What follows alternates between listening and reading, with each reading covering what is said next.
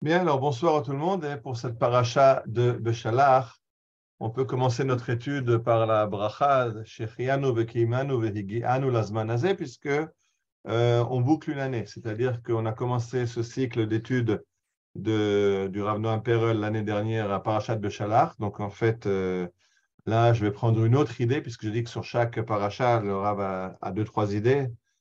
Donc je vais en prendre une différente de celle de l'année dernière. Et il faudra que je décide pour la suite est-ce qu'on veut continuer. Si vous voulez, avec plaisir, je continue. Est-ce qu'on fait d'autres idées doivent Perel ou on va sur autre chose? Je vais un peu y réfléchir. Vous êtes invité à me contacter et à donner votre opinion. Bien. Donc, on commence, on parle, donc, Parashat Beshalach nous parle de la sortie d'Égypte. Vahi Beshalach paro et ha'am, v'lo nacham Elohim derech eretz plishtim ki karov hu. On sort d'Égypte et la Torah nous dit que Dieu ne nous a pas emmenés par le chemin le plus court. Le chemin le plus court aurait été de passer par la route côtière, la route qui est de l'Égypte à Eretz Israël passe le long de la côte. C'est la route des empires, c'est la route qu'utilisent les pharaons quand ils ont fait la guerre à Israël, c'est la route qu'utiliseront au XXe siècle les Anglais quand ils vont combattre les Turcs en Palestine de l'époque, c'est la route la plus normale. Or, Dieu nous fait tourner par le désert, un chemin plus long. Et pourquoi? Alors, le Midrash, Rav Perel d'Amena Midrash, qui dit la chose suivante. L'onacham Elohim, Dieu ne les a pas amenés par le chemin le plus court. Mashal le Melech, Shayelo Ben, Vayam Vakesh, Litan lo Yerusha. Alors, l'exemple qu'on nous donne, c'est un roi qui a un fils et il veut lui donner son héritage. Si je lui donne maintenant son héritage, il est encore trop jeune, il n'a pas encore fini ses cours à l'ENA, il ne sait pas encore gérer son patrimoine, et il va dilapider cet héritage. Et donc, ce que je vais faire, je vais d'abord l'envoyer faire des études, et une fois qu'il aura bien réussi ses études, je lui donnerai sa part d'héritage. Car Hamar Akadosh Baruch Hu, ainsi a dit Akadosh Baruch Hu, Imani machnis achshav Israël laaretz, adain lo nitasku b'mitzvot.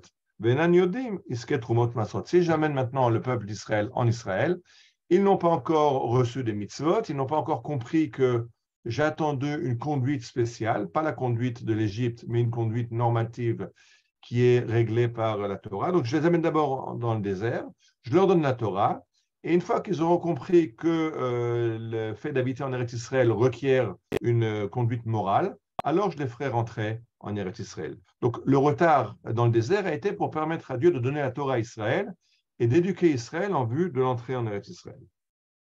Davar Acher, autre opinion. La deuxième opinion s'interroge non pas sur le fait que Dieu ne les a pas pris par le chemin le plus court, mais que le texte dit que Dieu ne les a pas emmenés par le chemin, par le pays des Plishtim. Amar Rabbi Shimon bar Abba, Amar Rabbi Yochanan, Kivan sheshamu aknanim sheIsraël nichnasim laaretz, amdu vekatzatzu antiyot sheolem. Alors, nous dit le Midrash quelque chose d'incroyable. Quand les Cananéens ont entendu la sortie d'Égypte, ils se sont dit maintenant, c'est évident, la suite du programme, c'est que les Hébreux rentrent chez eux, donc chez nous. Et ils ont donc mis en marche la politique de la terre brûlée. Ils ont détruit la terre, ils ont arraché les arbres fruitiers pour que Israël ne puisse pas profiter des bienfaits de cette terre. Une fois qu'ils ont compris, ils ont entendu que le peuple juif était dans le désert, et ça a duré pas mal d'années, ça a duré 40 ans au final, alors ils se disent, bon, apparemment, c'est un peuple qui veut vivre dans le désert. Ils sont là-bas, ils ont les nuages, les nuées de gloire qui les protègent, ils ont les miracles de la manne, ce pain céleste. Apparemment, ils sont très bien dans les airs. Ils ne vont donc pas revenir en Eretz Israël. Et donc, ils replantent les arbres, ils remettent le terrain en valeur. Et donc, on peut y arriver et bénéficier d'une terre qui a été remise en valeur. Donc, là, la raison n'est pas pour nous, ce n'est pas pour éduquer Israël, mais c'était pour que les Cananéens ne détruisent pas le pays. Et le Midrash nous donne une troisième explication. Rabbeinu Hagadol Omer, le fils Shebikesh Hakadosh Baruch Hu liten imatam shel Israël al avdei kochavim. Alors il dit c'était pour que les peuples apprennent à respecter Israël, qu'ils aient peur d'Israël. Et donc, ils ont vu ce peuple qui vit de façon surnaturelle dans le désert, avec les nuées de gloire, avec la manne, etc. Et donc, ils vont être morts de trouille, c'est le cas de le dire. Et c'est ce qu'on verra quand Josué va envoyer les explorateurs chez Rachav et qu'ils reviendront. Et Rachav leur dira, mais on est tous dans la crainte la plus totale. On a entendu les grandes choses que Dieu fait avec vous, et nous n'avons plus cœur à nous défendre.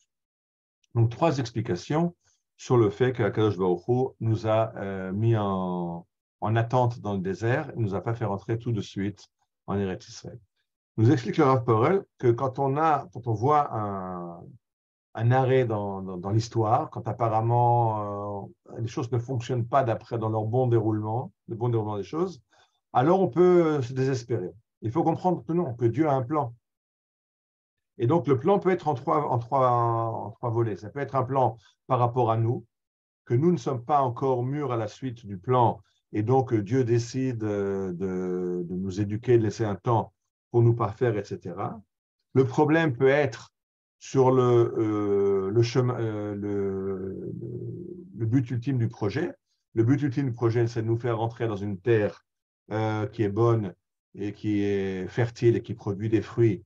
Et quand la terre n'était pas prête, alors Dieu nous a fait attendre que la terre soit prête. Ou alors c'est sur la marche à suivre. Dieu voulait que cette guerre soit une guerre miraculeuse, qu'elle soit facile pour Israël parce que les nations ont peur d'Israël, les nations qui sont dans le pays d'Israël. Et donc, il a attendu que les nations aient peur d'Israël pour les faire rentrer. Donc, le Rav Perel, c'est vrai à toutes les époques. Benkar ou Benkar, Midrash Mavhir le Kula. Nous, le Midrash nous enseigne qui kol ikuv ma'atzor ou mirchol she'enam tloim banu ve'enam nitanim le pitron biadenu, que chaque retard, empêchement, gênes sur la route qui ne sont pas de notre fait, qui ne sont pas gérables par nous, ne dépendent pas de nous, et ce sont au contraire des jalons sur le chemin de notre réussite. Et c'est Akadosh Baruch Hu qui nous fait prendre ce temps pour préparer l'étape suivante. Alors je dis, c'est vrai, imaginons, rentrons un peu dans la tête de ces gens qui sortent d'Égypte. Ils sortent d'Égypte, les plaies du pharaon, la mort des premiers-nés, les Égyptiens vont être noyés dans la mer Rouge. Apparemment, c'est formidable. Dans quelques jours, on est rentré au pays, on rentre en Israël et ils voient que rien ne fonctionne, on tourne en rond dans le désert. Il y a vraiment de quoi se désespérer. Et je pense que c'est aussi un danger qui nous menace à notre époque. C'est-à-dire que on se rappelle, en 1948, on crée un État. L'État, avec beaucoup de problèmes, accueille des millions d'immigrés. Les Juifs reviennent, notre économie est à zéro, elle se développe petit à petit. Et arrive 1967 avec les miracles de la guerre des 6 jours, où le monde entier était entièrement baba. Qu'est-ce qui se passe dans ce pays? C'est absolument incroyable. Et nous aussi, c'est formidable. Dieu nous ramène sur la terre et il chasse tous les ennemis qui s'étaient installés sur notre terre, etc. Et puis, qu'est-ce qui se passe depuis? Depuis, apparemment, il ne se passe plus rien. Il n'y a plus de nouveaux stades dans le sionisme. Au contraire, on va un petit peu en arrière.